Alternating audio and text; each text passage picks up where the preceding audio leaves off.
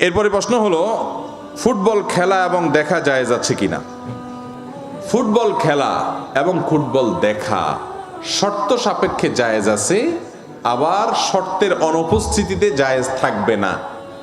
আমরা অনেকে মনে করি খেলাধুলা বোধহয় ইসলামে হারাম। সব খেলাধুলা, আনন্দ বিনোদন, হাসি রসিকতা, এগুলো বলতো ইসলামে নাই। ইসলামে শুধু নামাজ কালাম আছে, রোজা আছে, জাকাত আছে, হজ আছে, ওয়াজ শোনো, ওয়াজ করো, গুরু গম্ভীর জিনিসপত্র আছে। আমাদের দুনিয়াতে বেঁচে থাকার জন্য একটু হাসি, একটু বিনোদন, একটু খেলা, একটু আনন্দ, এগুলোর দরকার আছে না নেই? এগুলো ছাড়া মানুষ বাঁচতে পারে? মানুষ তো সামাজিক প্রাণী।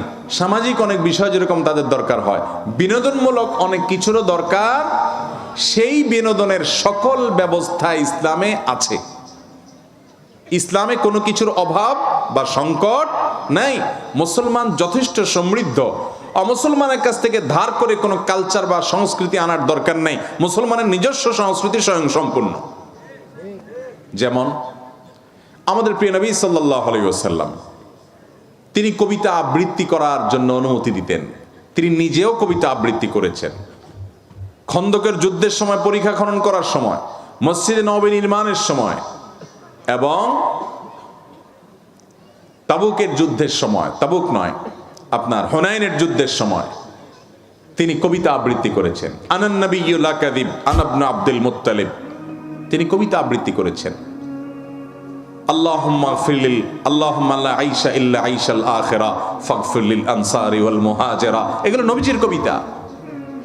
কষ্টের সময় কষ্টের কাজ করলে কষ্ট দূর করার জন্য মানুষ দেখবেন শ্রমিকরা গান গেয়ে উঠে, আছে না?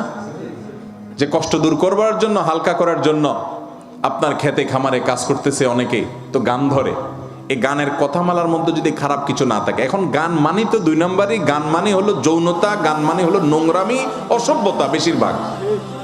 কিন্তু গানের কথামালার মধ্যে যদি আমার রবের প্রশংসা থাকে, মা বাবার জন্য স্মৃতিচারণমূলক গান হয়, নিজের দেশ অঞ্চলকে ঘিরে কোনো গান হয়, তাহলে সে গানে ইসলামে কোনো নিষেধাজ্ঞা নাই, যদি সেখানে মিউজিক্যাল ইনস্ট্রুমেন্ট ব্যবহার না হয়।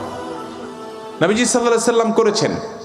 সাহাবীদের মধ্যে হাসান ইবনে সাবিত রাদিয়াল্লাহু তাআলা আনহু করেছেন, তিনি অনুমোদন করেছেন। একবার নবী করিম সাল্লাল্লাহু আলাইহি সাল্লামের বাসায় আম্মা জান আয়েশা রাদিয়াল্লাহু তাআলা আনহা বলছেন যে তিনি শুয়ে আছেন, দুইটা বাচ্চা মেয়ে গান করছে, গান ধরছে। আবু বকর রাদিয়াল্লাহু তাআলা ঢুকে বলতেছে, আরে নবীজির ঘরে বসে গান, ধমক দিছে। নবী করিম সাল্লাল্লাহু আলাইহি সাল্লাম উঠে এসে বলছেন, দাও হুমা, তাদেরকে গান গাইতে দাও।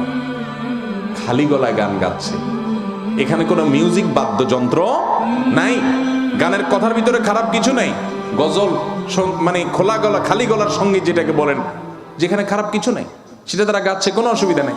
এখন গান তো মানেই হলো প্রেম প্রীতি। এখন গান মানেই কি? আরে প্রেম প্রীতি নামে অবৈধ যত সম্পর্ক আছে, এগুলোর যত গান আছে, এগুলোও দেখেন, এগুলো মানুষকে আরো অশান্তিতে নিয়ে যায়, এগুলো শান্তি দিতে পারে না।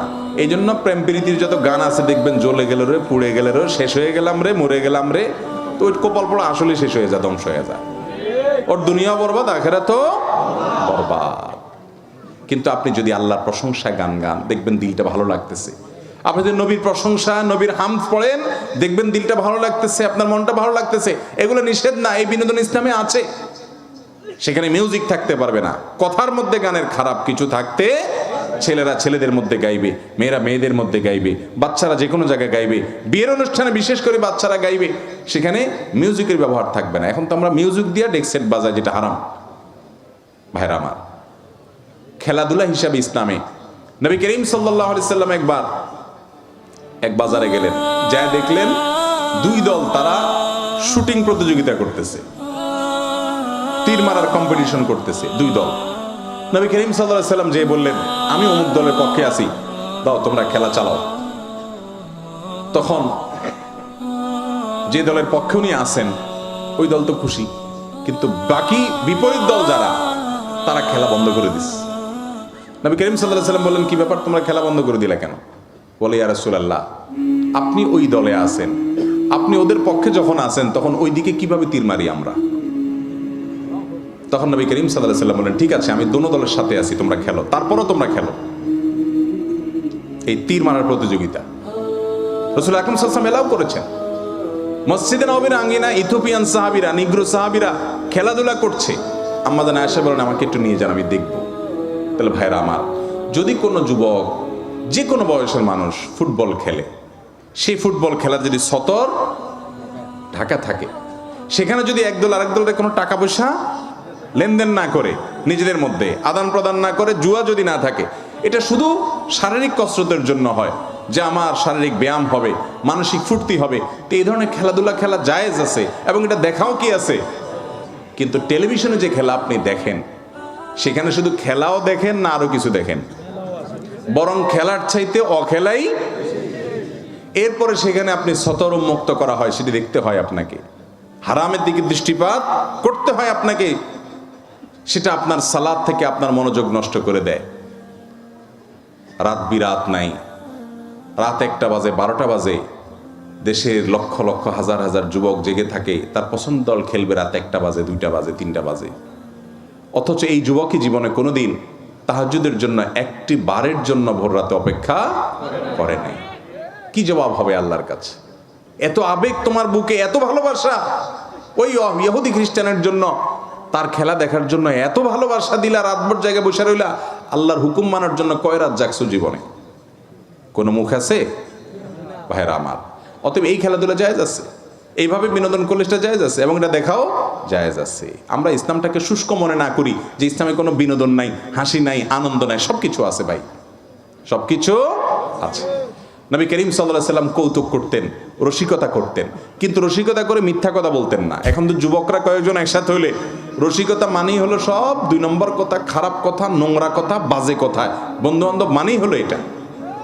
অথচ নবী করিম সাল্লাল্লাহু আলাইহি সাল্লাম একবার রসিকতা করে, মজা করে একজন সাহাবীকে বললেন, ও 2 কানওয়ালা এদিকে আসো। ডাক দিয়েছেন কি বলে? 2 কানওয়ালা। তো 2 কান কার নাই? এটা বলে তিনি মজা করলেন, সবাই একটু আনন্দ পেলেন। তাহলে কথা দিয়ে কৌতুক করা যদি অসত্য না হয়, মিথ্যা না হয়, নবীজি মিথ্যা বলেন নাই, যা বলছেন সত্য, তার কান তো 2টাই আছে, কিন্তু মজা করলেন মাঝখান থেকে। ভাইরা আমার, অতএব এরকম আনন্দ বিনোদন করা কি আছে? কোন এক সফরে আম্মা জান আয়েশা রাদিয়াল্লাহু তাআলা আনহা এবং অন্য সাহাবীরা সবাই ছিলেন, সবাইকে বললেন, সবাই দৌড়াদৌড়ি প্রতিযোগিতা করো, কম্পিটিশন করো, দৌড়াদৌড়ি, এটা এক ধরনের খেলা, দৌড়াদৌড়ি করো, কে আগে যেতে পারে, টার্গেট ঠিক করে দাও, রেসিং। এবং আয়েশা রাদিয়াল্লাহু তাআলাকে বললেন, আসো তুমি আমার সাথে কম্পিটিশন করো। তো একবার নবী করিম সাল্লাল্লাহু আলাইহি সাল্লাম আগায় গেছেন, আবার স্ত্রীরে জিতিয়ে দিয়েছেন, জিতে দিয়ে বলছেন আগেরটার বিনিময়ে এটা কাটাকাটি। তাহলে বোঝা গেল এই খেলাধুলাগুলো ইসলামে আছে না নাই? যুবকরা কোথায় যাচ্ছি, কোথায় যাচ্ছি আমরা? অমুসলিমদের কাছ থেকে ধার করার দরকার নেই, আমার ইসলামের সবকিছুই আছে, শুধু অনুসরণ করা দরকার। আল্লাহ আমাদের বোঝার তৌফিক দান করেন।